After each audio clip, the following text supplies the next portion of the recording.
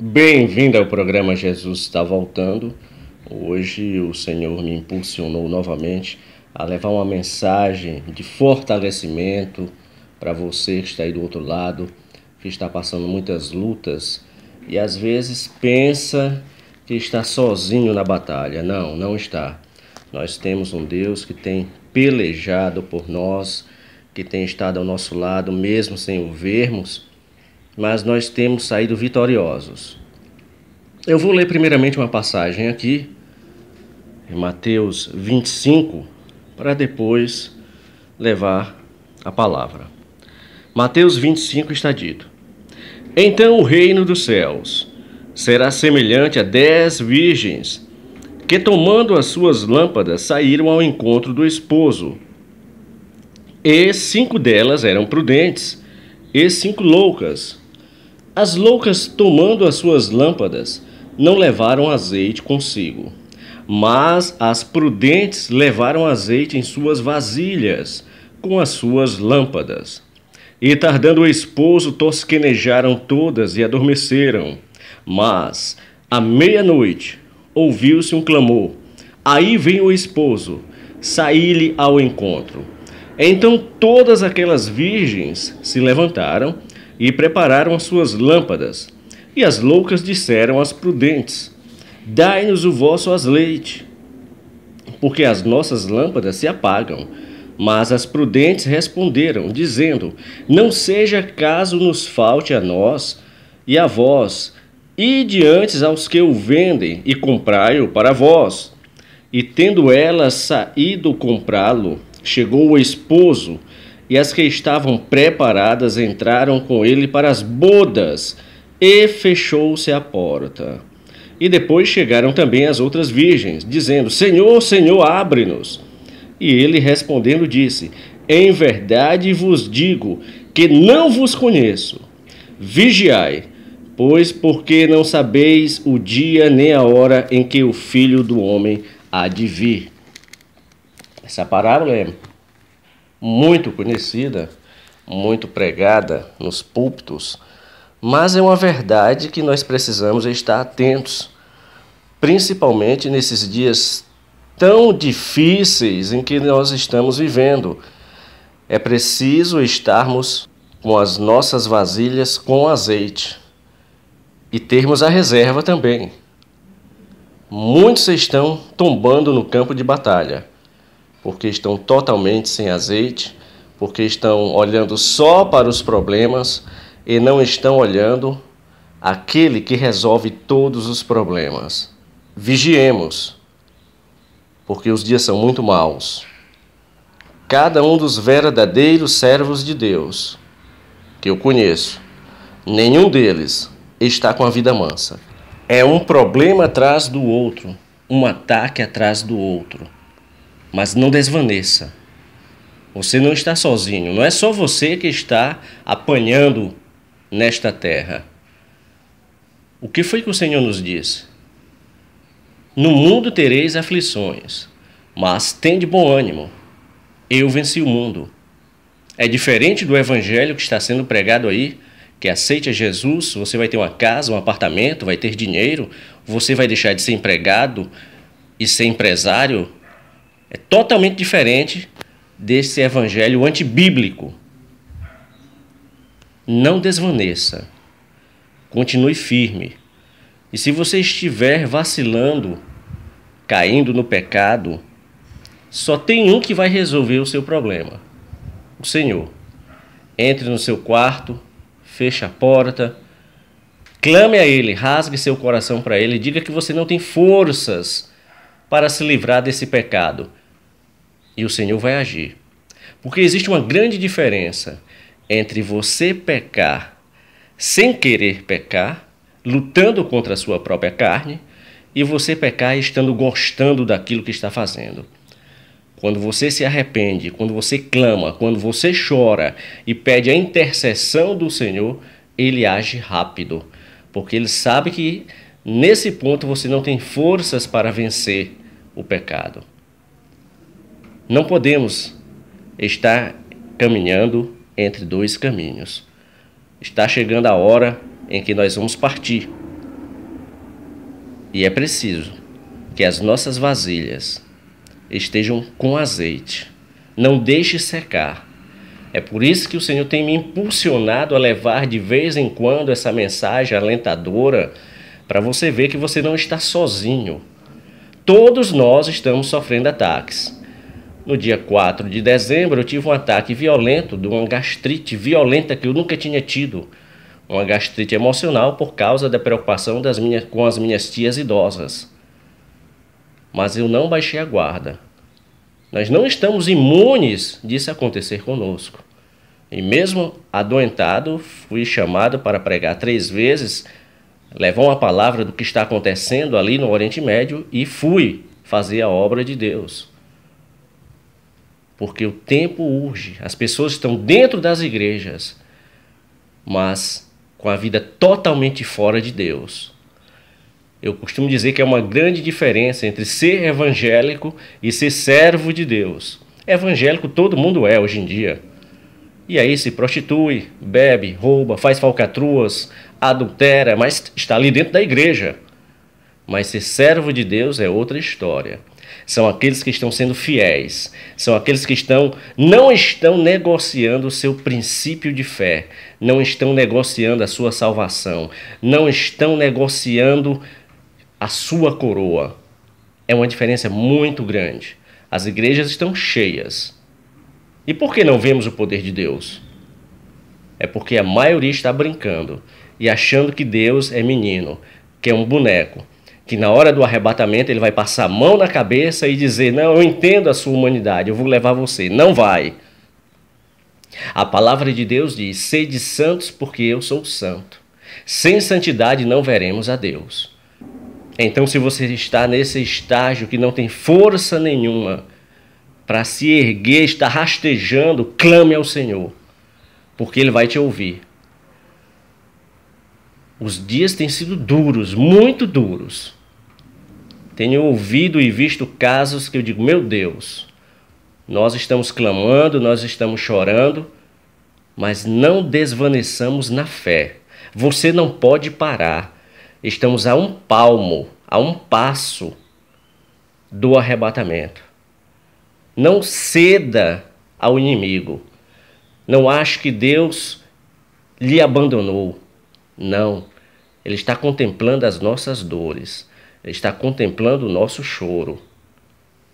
E breve Ele vai nos resgatar. E aí Ele vai enxugar toda lágrima dos nossos olhos.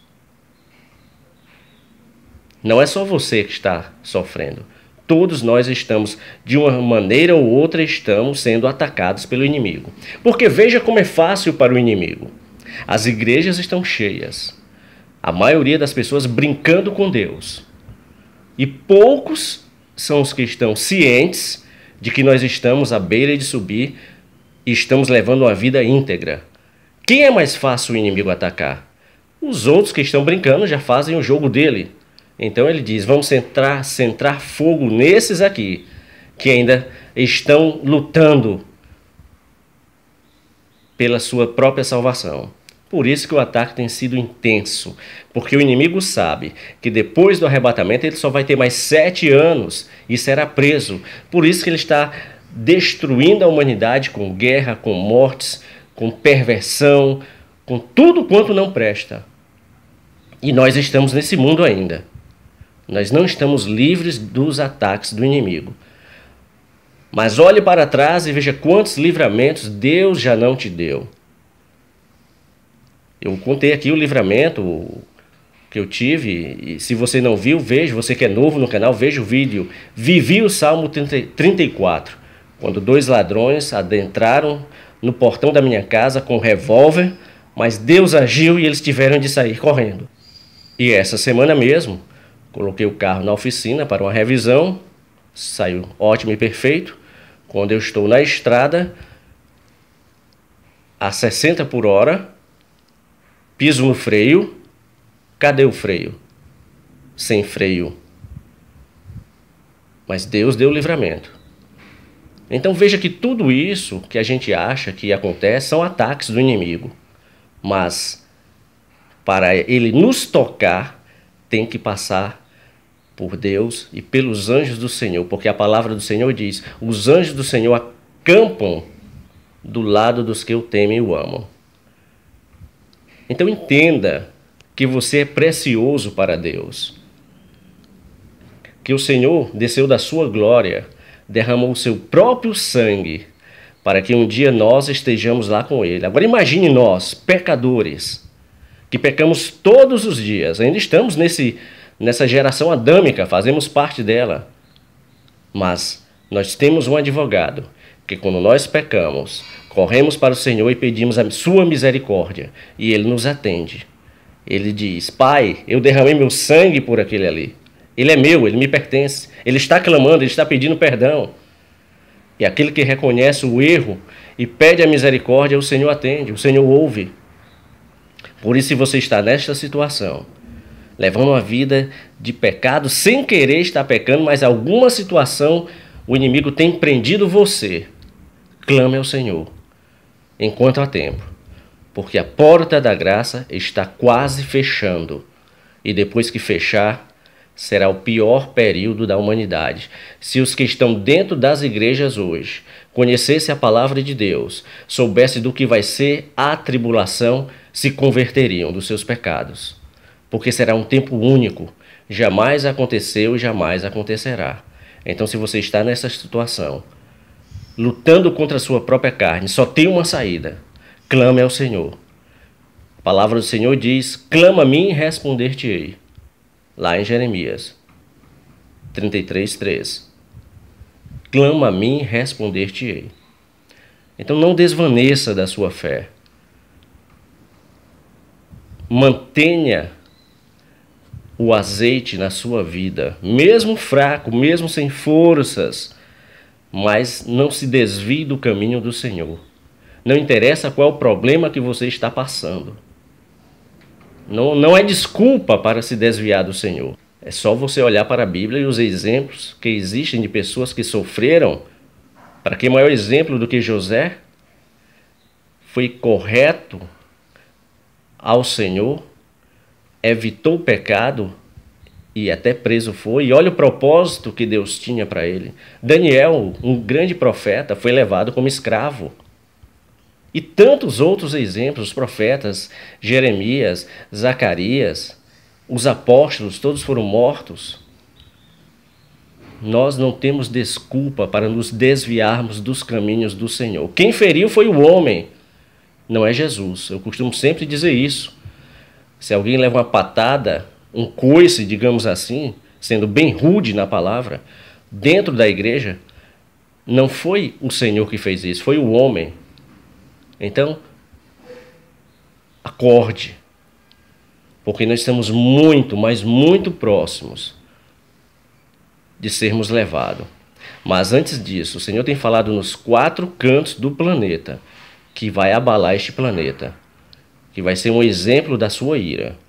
Então estejamos atentos a essas ocorrências mundiais, porque nós vamos ver coisa muito feia ainda este ano. Eu discordo totalmente dos que estão profetizando bênção e maravilha para 2018, vai ser um ano abençoado, cheio de prosperidade. Eu discordo, porque a palavra diz que as dores do parto irão aumentar. E nós estamos vendo aí as dores do parto aumentando nesta terra. A desvalorização do ser humano, a perversão inigualável. Só temos uma coisa a fazer: estarmos como as virgens prudentes, com as nossas candeias acesas e com uma reserva. Não desista da sua caminhada. Talvez você estivesse pensando em desistir, que não aguenta mais tanta luta. A palavra de Deus para você: não desista, continue, que muito em breve o Senhor vai nos livrar de toda esta dor. Isso é para quem crê. Não desista. Continue firme, porque o Senhor está vindo buscar a sua noiva. Não é qualquer coisa, não. É a sua noiva, para se casar com ela e começar, como diz aqui na parábola das virgens, entrar na festa das bodas. 7 anos, e aqui na terra 7 anos de aflição. Acorde, Nós somos a noiva do Cordeiro. E toda noiva ela anseia pelo dia do casamento. Ela não vê a hora de encontrar com o noivo. Ela sonha com esse dia. E assim nós devemos estar, sonhando dia a dia com este dia. Desculpe a repetição, mas é preciso termos esse desejo no nosso coração de encontrar com o nosso Senhor e Salvador Jesus Cristo de Nazaré. Eu sonho com isto todo dia. E espero, isso é opinião minha, pessoal. Não é revelação, e outra que o Senhor jamais iria revelar. O Senhor na sua palavra diz que só quem sabe o dia é Ele. Todos os que marcaram datas para o arrebatamento, para a volta de Jesus, foram envergonhados. E serão ainda mais os que se levantarem dizendo data. Mas o meu desejo pessoal, é o meu desejo, é o meu anseio. E aliás, desde 98, que todo ano eu digo que seja esse ano. O meu desejo é que não venhamos mais estar aqui para ver esta maldita Copa que vai acontecer. É o meu desejo pessoal, o meu anseio, para que nós venhamos logo, logo estar com o Senhor. Continue firme nos caminhos do Senhor. Rejeite todo o pecado que está na sua vida. Isso é para os que estão lutando contra alguma coisa que está afetando a sua santidade. Que Deus te abençoe poderosamente, que você continue firme este ano, por tudo que nós iremos ver e iremos passar. Deus te abençoe poderosamente.